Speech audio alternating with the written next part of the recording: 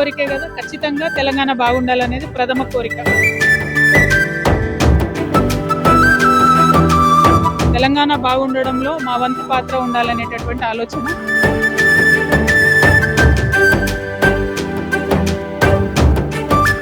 జై తెలంగాణ. అందరికీ నమస్కారం.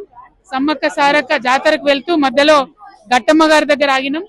గట్టమ్మ దర్శనం చేసుకుంటేనే ప్రయాణం బాగా అవుతుంది అంటారు కాబట్టి భక్తులందరూ గట్టమ్మ దగ్గరికి వచ్చి సమ్మక్క సారలమ్మ దగ్గరికి వెళ్తారు.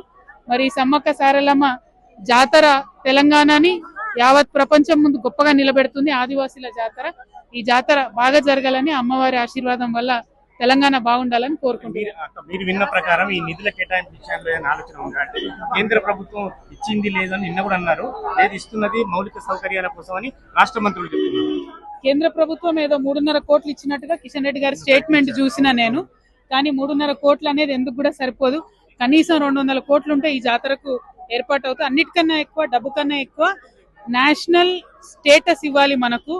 కేంద్ర ప్రభుత్వం గుర్తించి ఇది ఒక జాతీయ సంపద అనేటటువంటి అంశాన్ని గుర్తిస్తే బాగుంటది.